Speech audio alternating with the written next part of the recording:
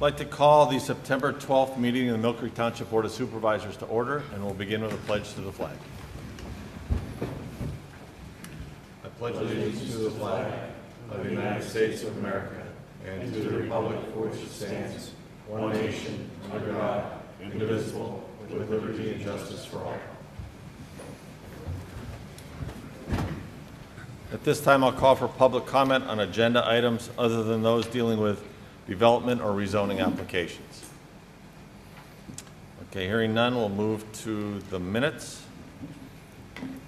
We have the minutes from our August 29th meeting. If there are no additions or corrections to those, I'll entertain a motion.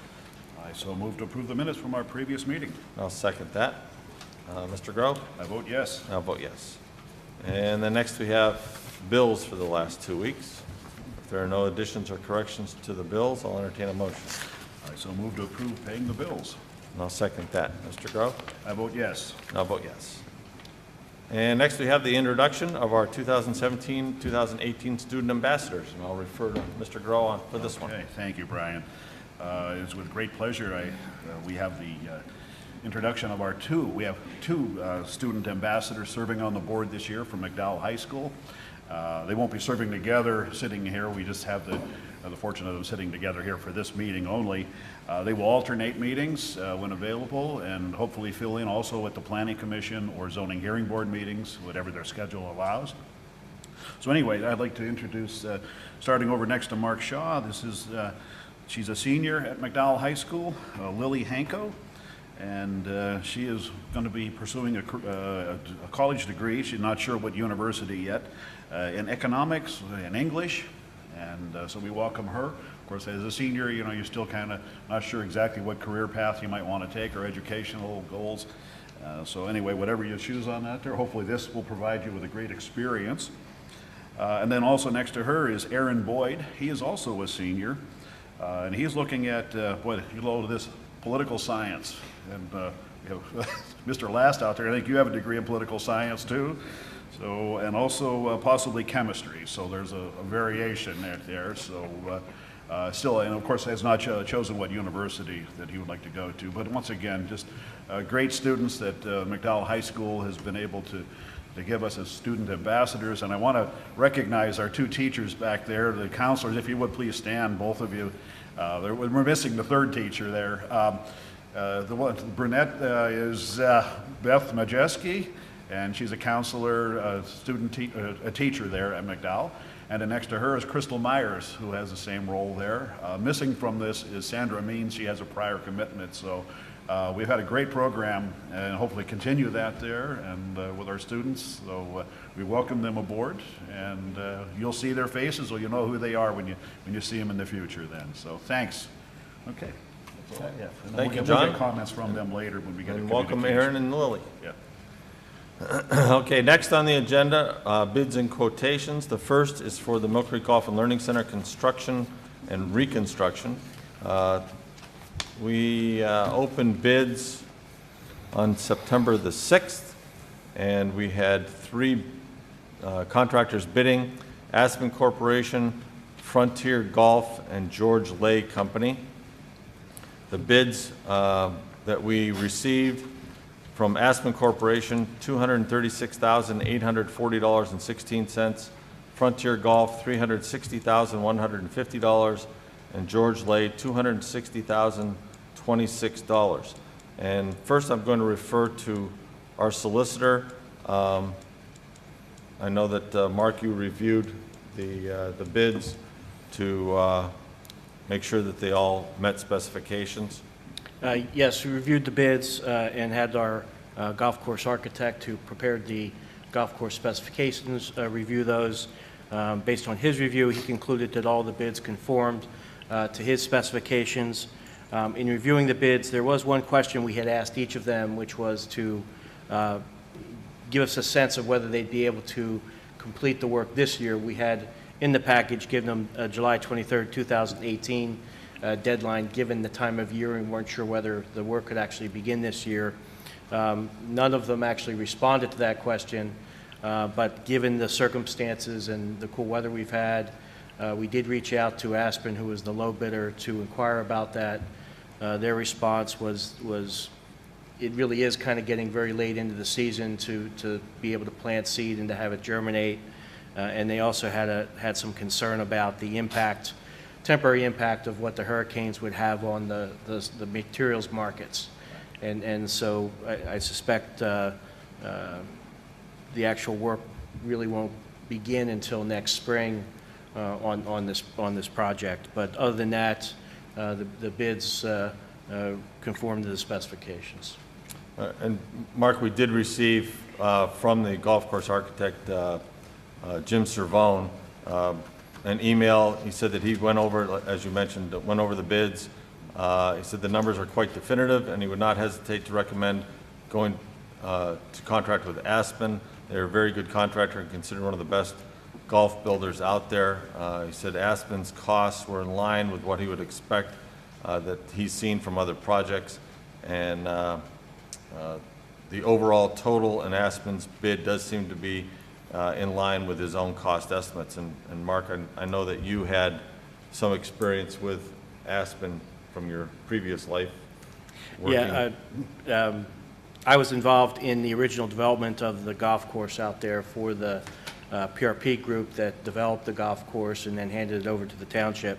And Aspen was the golf course contractor that we used to finish the golf course. We were very happy with them. They did frankly, it came in at a difficult time and did a great job for us. So based on that experience that I've had, I would certainly recommend them.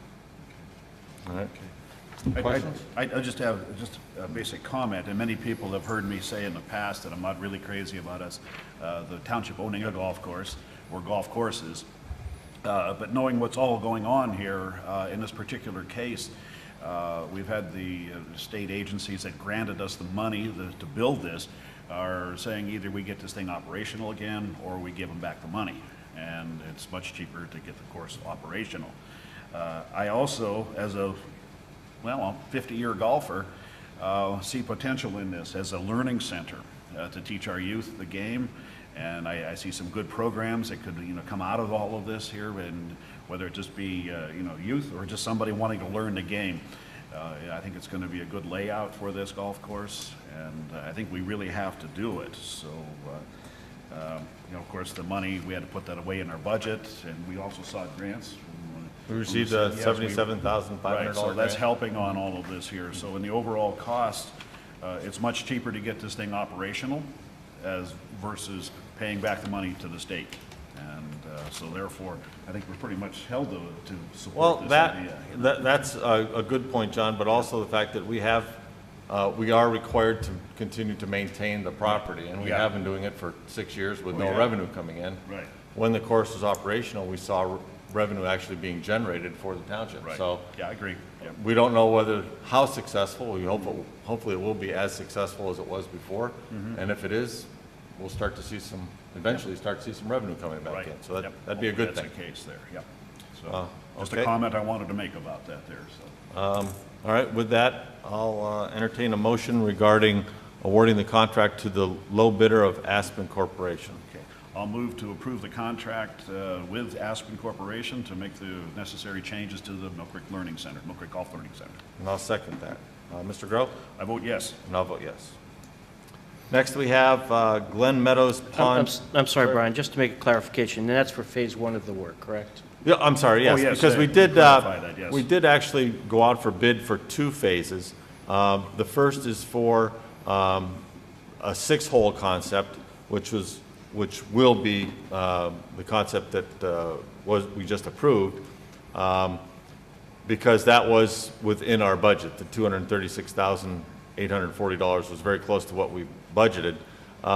We did receive bids to actually perform in phase 2 to make it a 9-hole golf course as it was previously. The idea there, we knew that we were likely unable to afford doing that entire work this year or even next year, but now we have very solid numbers as to what that would cost, so the township would be able to seek grants and budget for the completion of phase 2 if and when the township wanted to pursue that. So before it was a guessing game, now we have very solid numbers. And I think that that number was in the 350 to 375 range. Correct, yes. Yeah. All right, we have a, did we vote on that, Cheryl? Yes. Okay, motion and a second. Mr. Grove? I vote yes. And I'll vote yes. Okay, and next we have Glen Meadows Pond A. This is for the flood detention basin mowing and tree cutting. And I'll refer to Rick Morris for this. This project's being funded from developer forfeited funds in his financial security. So we have money to work with to try to determine what is best for this pond and to clear it, clean it. We had asked for 3 bids and we received 2. The bidders were Manzi Services at $2,500, Gearlock's Property Maintenance, $3,825, and Dahlkemper's Landscaping and Maintenance did not provide a bid. The engineering department recommends awarding the cleaning and grubbing of Glen Meadows Pond A to the low bidder, Manzi Services, in the amount of $2,500. And the original quotes and so on are available to be viewed in the engineering department.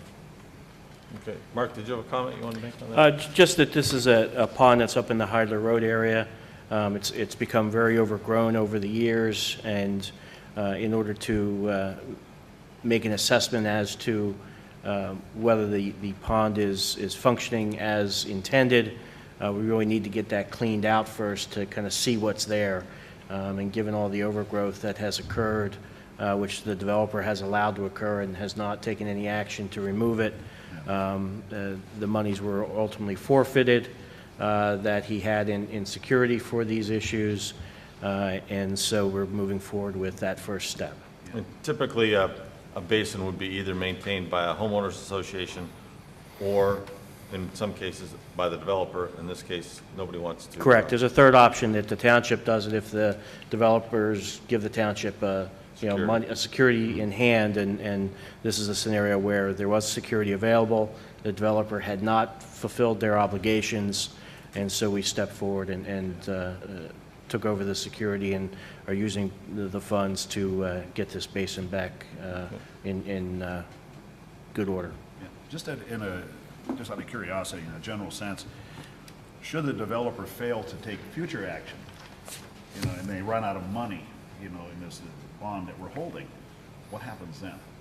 I mean, I think the answer is we take care of the matter. I think at the end of the day, if this is a developer that frankly I don't believe has the wherewithal at this point Right. to do much beyond that security that we already have. So in those scenarios, the township is left holding it.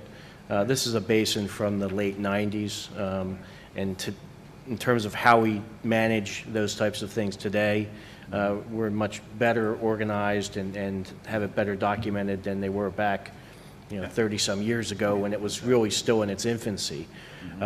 So we're fortunate to have the funds that we have, frankly, and they may be sufficient to ultimately cover what's necessary for this basin and to leave money in reserve to enable the township to maintain it.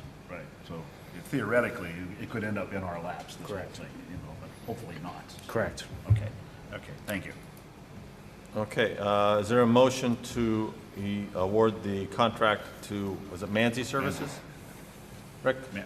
Manzi? Yes. Okay. At $2,500. Okay. I'll move to approve the Manzi Services at an amount of $2,500 to maintain the Glen Meadows Pond A flood detention mowing and tree cutting and removal project. Okay, and I'll second that. Mr. Grove? I vote yes. And I'll vote yes.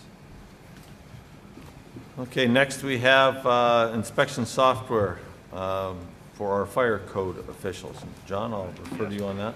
Yes, I have a request in here from Matt Exley, who is our fire code official, emergency management coordinator, and he is requesting new software program to help enhance their operations and record keeping in that department.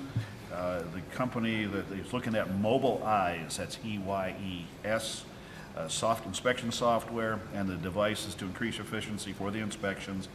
And here's the quotes that he was he attempted to obtain Mobilize at a price of $13,531.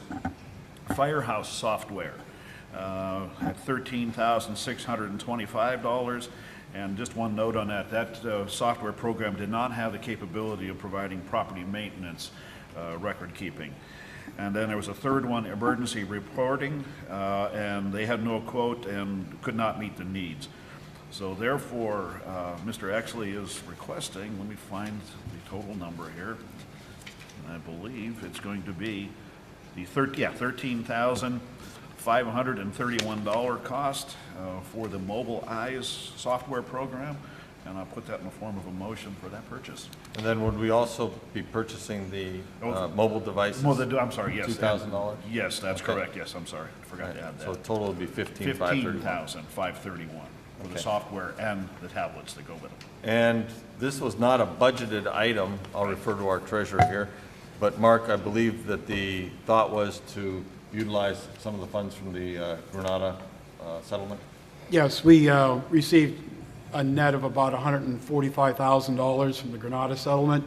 There was $150,000, but there's roughly $5,000 owed to Kearsarge for an outstanding AR claim of theirs. We've expended to date somewhere in the neighborhood of $80,000 on enforcement costs, leaving a net of about $44,000. So we do have sufficient funds because 150 was not budgeted. So we do have the funds available as a net result of the enforcement action. I would add, from my perspective, in terms of having had to deal with the enforcement aspect of that, if we had a piece of software like this, I think the enforcement would have been much more effective, and probably the timing of things would have moved along a lot quicker than the scenario that we were faced with, where we had 30-some buildings, thousands of violations, and because we didn't have the proper software, I think, to manage that, it just kind of ground to a halt in many instances. Right, yes. And it proved to be very challenging. Yes, and he's absolutely correct. I know the concerns that were raised by Matt and also Caleb Dixon in regard to that. So, yeah, that's why this is really needed. Okay, so is there a motion then, John? Yeah, Mobilize? Mobilize along with the purchase of the tablets. Okay. All right, I will second that. Mr. Grove? I vote yes. And I'll vote yes. Next, we have public comment on our ADA transition plan. And Mark, I'll refer back to you. Sure. As part of the township's efforts to comply with the ADA, we developed a transition plan for the various facilities of the township where the township holds its programs, services, and activities. That plan has been available now for public comment for I think about 30 days or so. It's available a total of 60 days, and this is just one of the opportunities for the public to offer comments on the plan if they have any. Okay. Any comments from the public? All right. We will move to investment policy statement approval from Morrison Fiduciary. And I'll refer to our treasurer again. Mark? Yes, our financial advisor, Morrison Fiduciary, Frank Burnett being the principal there, recommends periodically changes to the investment policy for the pension plan. This was a couple little tweaks, not changing the overall distribution of the elements of the plan, but including a couple of different additional investments, one in the fixed income area where they're seeking to be able to invest in some securitized corporate loans, and then also two in the equities area. They're looking to move money from the growth, the Russell 1000 growth to Russell 1000 value. He just feels that we're probably getting close to tapping out the growth market, and we'd be better served by investing in the value market. So these would reflect these changes. A little less risk? Yes. Okay. All right. Is there a motion regarding the policy statement? Yes, I'll move to approve the Mill Creek Township Aggregated Pension Plan that was approved August 2017. I'll second that. Mr. Grow? I vote yes. And I'll vote yes. Next, we actually have two items on our agenda for intermunicipal shared services agreements. The first is with Girard Township. We were contacted by Girard Township earlier this year in regard to doing some line painting for them. This is something that we have done in the past for various municipalities since we purchased a line painting truck several years ago.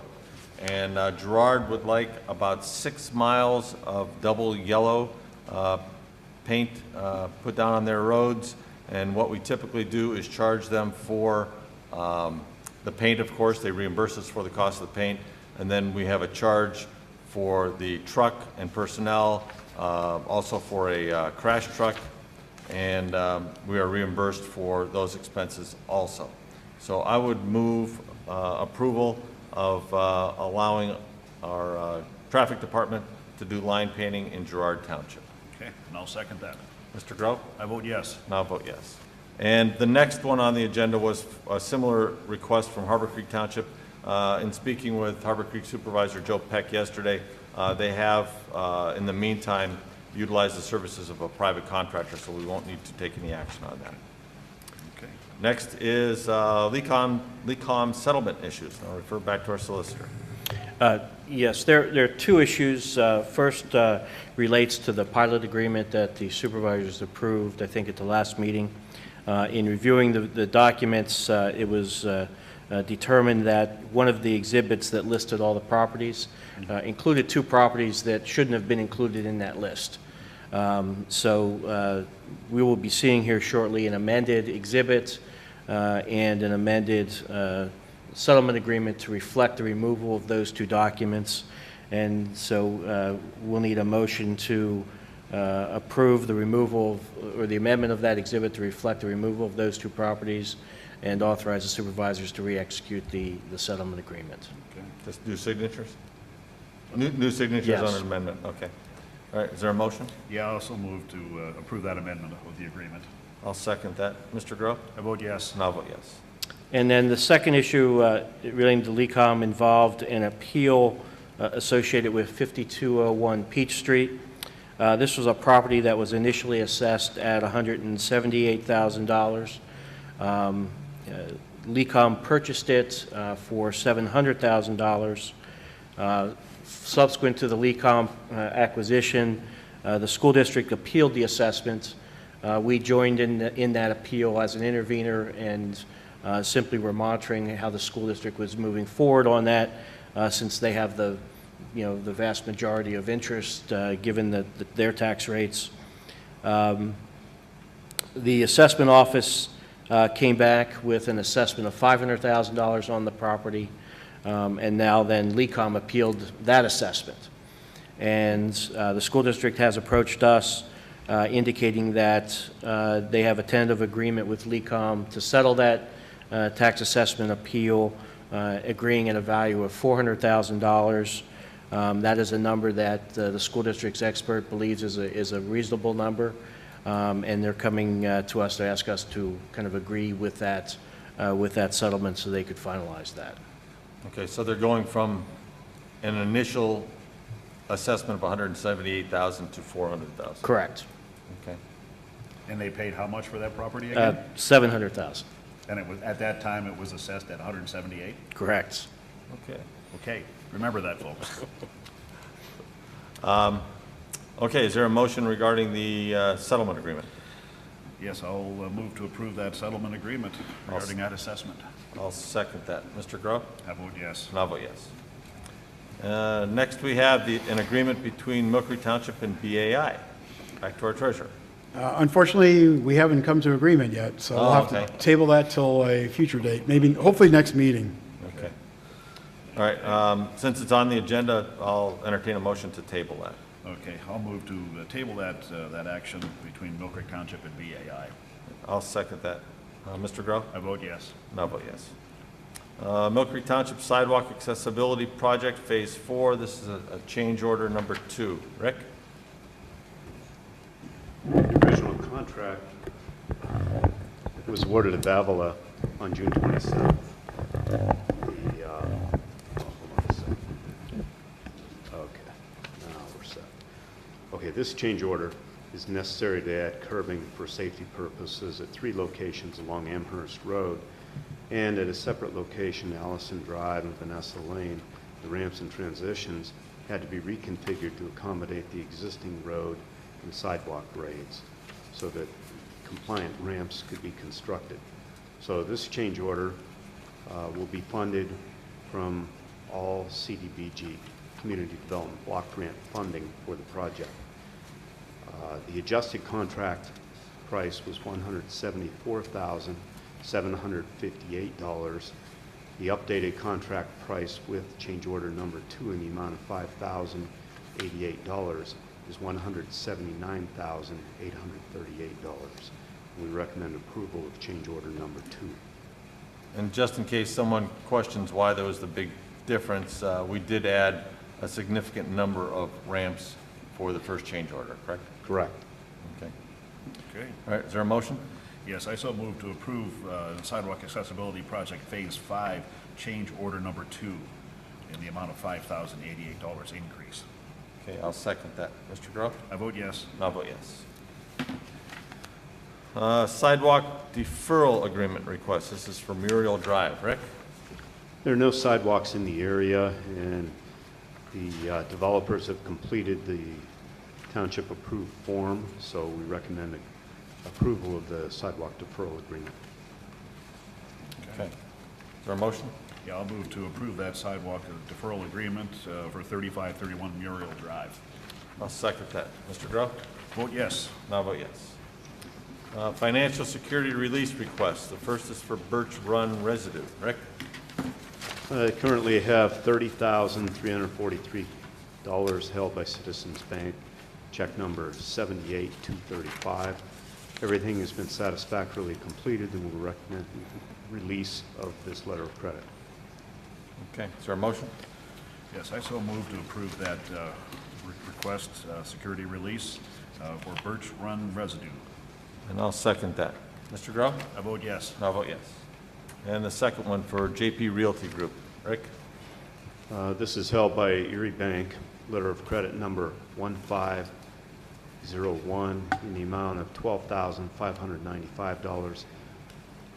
This is the Glenwood Pet Hospital, and we were waiting for grass and all to come in, and everything has, so we're recommending release of this financial security also. Okay. Is there a motion? Yeah, I so move to approve the financial security release for JP Realty. And I'll second that. Mr. Groh? I vote yes. And I'll vote yes. Communications. Mark, anything else? We did receive notice from PennDOT that our liquid fuels allocation for next year is going to be roughly $1,731,000. That's $1,714,000 for liquid fuels, and the other one, that's the small one, the take back is $16,888. The turn back for the Turn back roads? monies, yeah. Okay. All right, that's good news. Yeah. Anything else? That's it. All right, John? Yes, I got several of them here. First of all, starting out with retroactive here. This is a letter that we sent to PennDOT regarding closing the street or providing traffic control for the Beast in the Bay, which was held last weekend. So anyway, this is retroactive approval of that. We'd given verbal and wrote a letter. But anyway, I need official action on that. I put that in the form of a motion to approve that. And I'll second that. Mr. Groh? I vote yes. And I'll vote yes. Next, I have a request from Police Chief Scott Height requesting permission for 2 firearms instructors to attend the TASER instructor training October 23rd through the 24th at Teal College. Travel will be done by a department vehicle. The estimated costs are as follows. Registration at $870. The meal and allowance per diem $280. Hotel is $200, and the fuel is about $15 for a total estimated cost of $1,365.50. Put that in the form of a motion. I'll second that. Mr. Groh? I vote yes. And I'll vote yes. Okay. Next one comes from Matt Exley, our Emergency Management Coordinator. He's asking for the approval of Ramona Junkins as a volunteer for the Office of Emergency Management. Ramona has completed her ICS courses and has certification as a Planning Section Chief and Operations Section Chief. She has completed her Pennsylvania State Police criminal background history and has passed that, and has assisted us already at many incidents on Peninsula. And just as a note, she is also the secretary with Franklin Township, Okay. out in the rural area of Erie County, helping us here in Mill Creek should we have an emergency. So put that in the form of a motion to approve that appointment. I'll second that. Mr. Grow? I vote yes. I'll vote yes. And let's see here, I've got a training request, and actually I thought I had two of them in here, but maybe not. Okay. Anyway, the one I have here for this is for myself, requesting authorization to attend the following one-day course to be held in Hershey, Pennsylvania on September 30th. There's no cost for the program. Overnight lodging and use of township vehicle is requested. This is the 2017 Pennsylvania Governor's Emergency Preparedness Summit to be held, and it's the top 110 flood-prone communities and university partners. This is something that is, there are courses in floodplain management, which many may not know. I'm already a certified floodplain manager. Introduction to stream flow data, flood risk management, elevation certificates, and so on. It's a one-day class, no cost for the registration, just for the cost for the lodging and travel down Okay. there. So Is that a motion? that's the form of a motion, I will yes. second that. Okay, Mr. Grow? I vote yes. I'll vote yes. Okay, and I have one that is not on the agenda, so we'll probably take public comment. Okay. I apologize for that. This was came in late yesterday. This comes from Mill Creek Paramedic Service Director Bill Martin. He's putting this in there. I would respectfully like to place an offer on the used township vehicle. The vehicle in question is a 2010 Ford Victoria, Crown Victoria. It's white in color. This was a former police car, I believe. He gave me the VIN number, the mileage on it's 133,000. He'd like an offer of $1,000 US dollars for that vehicle. And just as a clarification, I can refer that to Mark, we are able to sell this to MPS. Yeah, MPS falls within the group of entities with That which we is- don't have to go they can through the just bidding buy it. process on it, So, correct. Anyway, I put that in the form of a motion to accept that bid for that vehicle. And I believe, excuse me, this is one of the vehicles that we approved 2 weeks ago to allow Joe Yatzer to advertise for. Right, yes. So Solicit they've- quotes, They've okay. given us a $1,000 offer, and I All think we right. should accept it. So that's a form of a motion. I'll second that. Mr. Grow? I vote yes. And I'll vote yes. Okay, and I think that is what I'm done. Okay. From our Parks and Rec Director, Ashley Marsteller, she would like permission to hire Megan Mitchell as a water safety instructor at $9.50, Laurel Kurtik, a lifeguard, at $7.95, and Christian Fortin, another lifeguard sub, at $7.95. And I'll move approval of those three hires. And I will second that. Mr. Grow? Vote yes. And I'll vote yes. And let me see. Temporary road closings, we have a request from McDowell, actually from Pam Miller, in regard to the homecoming parade. And they would request that no parking signs be placed along Homestead Drive and West 27th Street. This is so that the parade units are able to go through that area safely. They would also like permission to open the fire exit gates at the intermediate school at 10 after 5 so they could start the parade procession. And then, of course, police presence on Cahe and the closure of Cahe Road from 5:25 until 6:45. And this all takes place on October 6th of this year for the homecoming parade. We have, I believe last year may have been the first time that we permitted McDowell to go ahead and open the fire exit gate at the intermediate school so that they could line up their floats and such and then go down Homestead, and it worked out very well. It actually is a much safer way to do things than we had done previously where everyone was on Homestead. So with that, I will move approval of those requests. Okay, I will second that most definitely. Mr. Grow? I vote yes. And I'll vote yes. Go Trojans. No one's okay, we have executive sessions. We met on August 11th, August 17th, August 24th, and again on September the 5th. And although there's nothing on the agenda to this effect, we discussed prior to the meeting, maybe it'd be a good idea if we were able to give an update on the flooding issue at 28th and Contessa. At our meeting 2 weeks ago, there was an interesting discussion among the board and our State Senator Laughlin and some neighbors who were here. And just as an update, we did meet with PennDOT this past, was it Thursday, Rick? I believe it was, this past Thursday? That's correct. Several members of the PennDOT staff were here to meet with our engineering staff and the Board of Supervisors and our solicitor to discuss the most recent flooding that we experienced on Father's Day, June 18th. And we learned some very interesting information at that meeting. One was the fact that the 60-inch pipe that had been discussed at length that flows underneath West 26th Street was actually installed in 1941. The extensions that were put in, a short 48-inch pipe and then a short 42-inch pipe, they were actually installed 62 years ago, 1955. So when we questioned PennDOT as to why that pipe was downsized from a 60-inch down to a 42-inch, they really didn't know, since no one at the table was alive when that happened. They were just making guesses as to why that may have happened. But one way or the other, something has to be done to alleviate the flooding up there. And PennDOT suggested that they undertake a rather extensive study of that area, primarily because to just go in there and tear out the smaller pipe, the 42 and 48-inch pipe, and let the 60-inch pipe flow freely to the north would create a very serious, if not catastrophic, problem at the railroad tracks, since the pipe that flows underneath the railroad tracks is only a 24-inch pipe.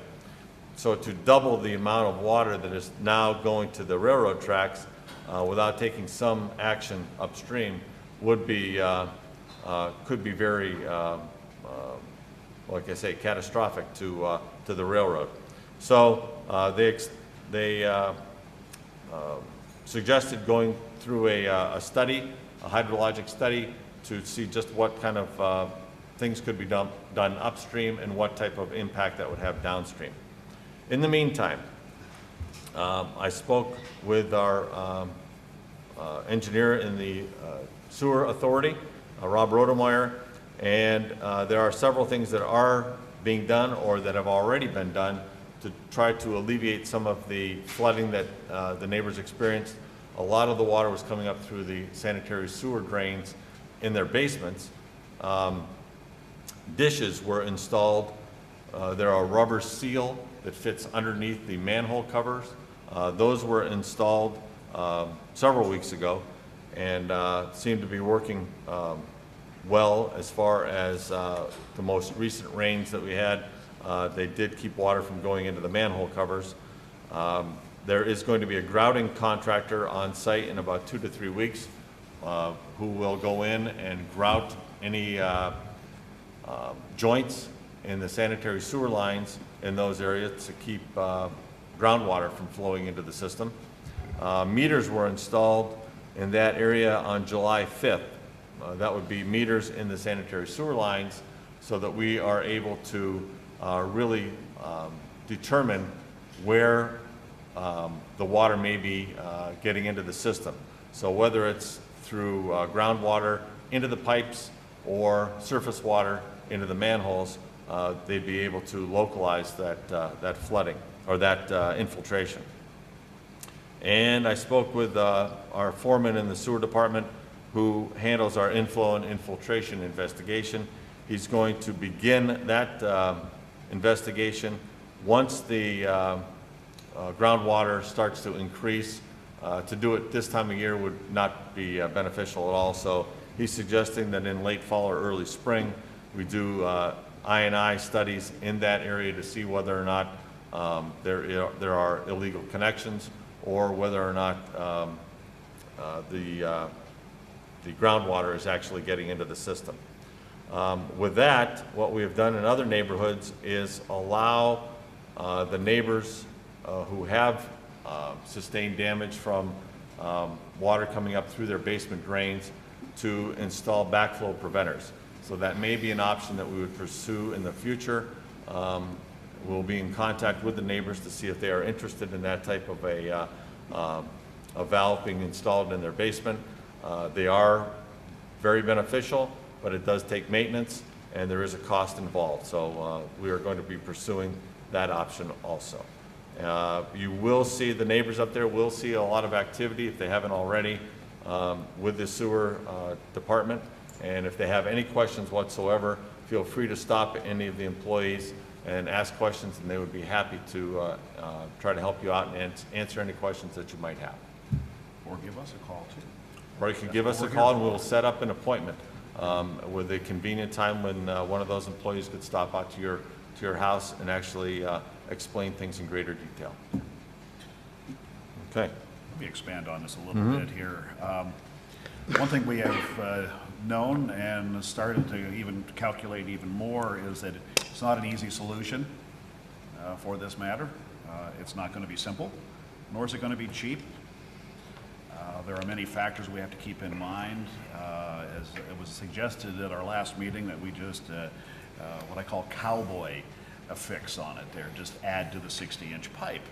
Of course, as we have been told here, it's already undersized to begin with, only exacerbating the problem even more.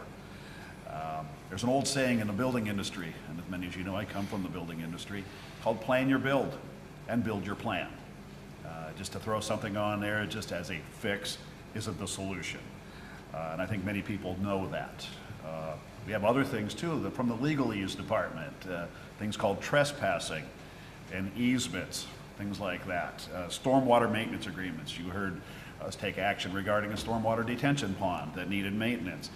We hold financial security on us. This is why we have these very strict regulations for newer developments. But keep in mind, we have many older areas that don't have these in place. So we're stuck with finding the solutions for that. And hopefully we are in the right direction. I believe we are. I appreciate the comments that were given to us last week. Our comments back, I think, reflect where we're heading at in the direction. So I just wanted to add that. Thank you. All right, and with that, I'll refer to our two ambassadors, Aaron and Lily, see if you have any comments for today. I'm a part of Girls Athletic Club at McDowell. We're in charge of planning the homecoming parade, the game, and the dance, so we have started to take full effect in preparing for that. And this year our theme is Through the Decades, so we've started our float for the parade. All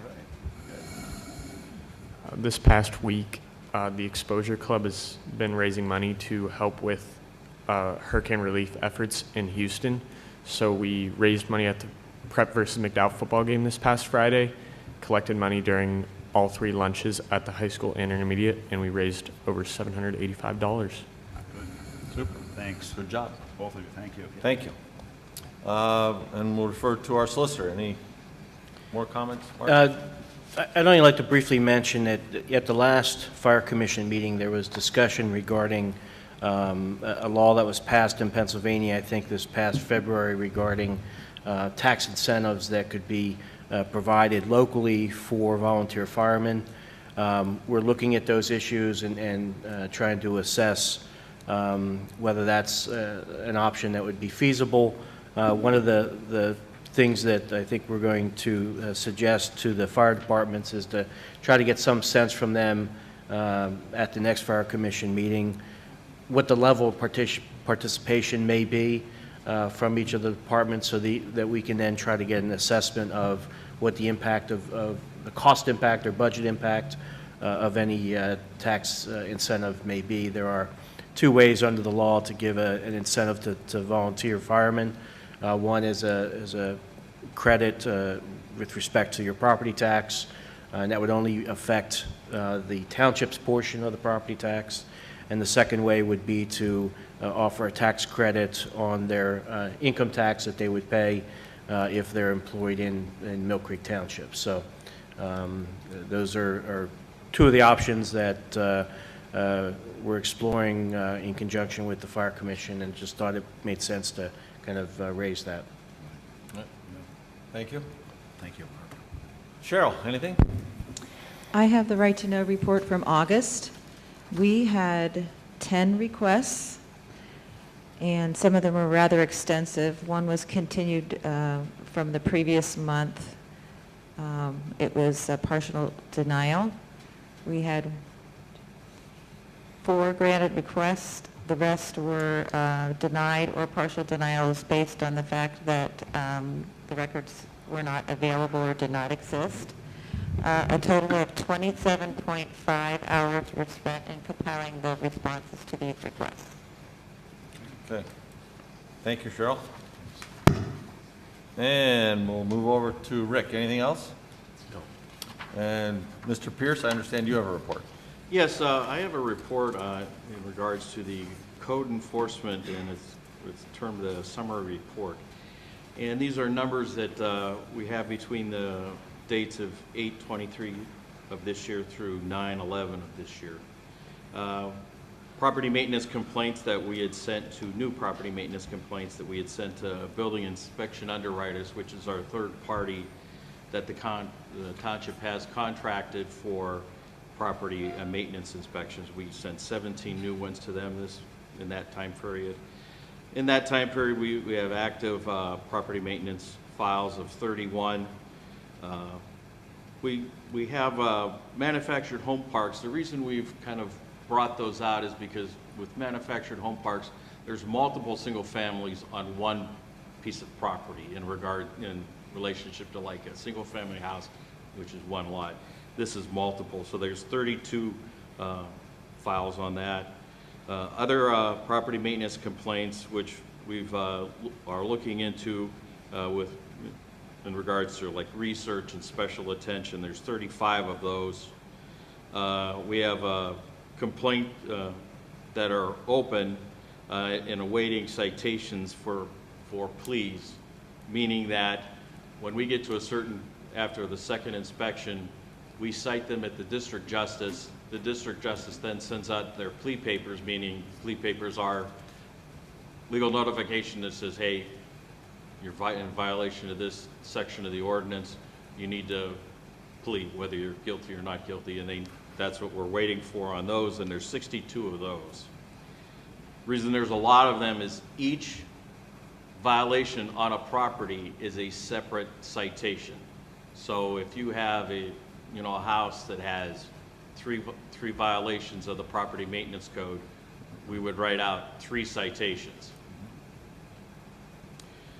There are 6 property maintenance complaints waiting the 21 days that is in the property maintenance code. You have to give the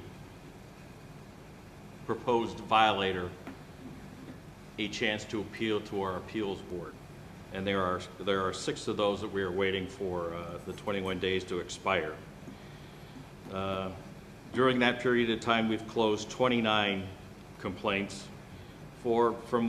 This number will be from the beginning of the year, which is we've handled property maintenance complaints, 282 complaints. In regards to the zoning of the complaints that the zoning office also takes care of, and this is violations that are to the zoning ordinance, not a property maintenance code or the fire code or any of this is zoning complaints. We had 8 of those during that period. During that period, we've also removed temporary signs that were in the right-of-way. We took down 31 signs, and that's in regards to our new revised sign section of our code. Okay. Once again, showing code enforcement's not an easy job. There's a lot No, to sir. it. No, sir.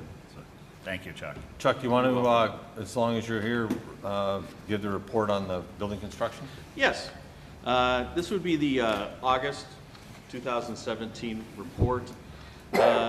In total residential structures, there were 3. There was 1 full house, and then there was 2 additions. for a total of $4,702.50, or no, let me repeat that. $4,720.500.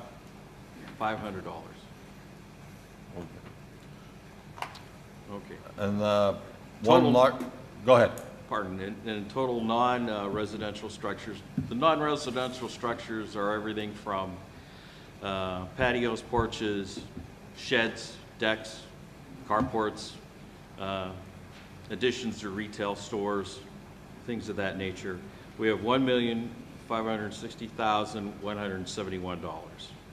Okay, the one large one there is the Westbury Plaza, the Planet Fitness, correct? That is correct. That's $700,000 renovation. Okay. In the month of August, we did issue 23 construction permits. All right. Sounds good. And this is available in either our zoning office or our administrative offices if someone would like to take a look at that. That is correct. All right. Thank you, Chuck. Thank you. You're welcome. Citizens to be heard. Okay, hearing none. Our next meeting is scheduled for September 26th, and that will be an evening meeting at 7 o'clock. With that, I'll entertain a motion to adjourn. So move. 10:25. We're adjourned. You're watching the Mill Creek Government Channel, powered by WQLN Public Media.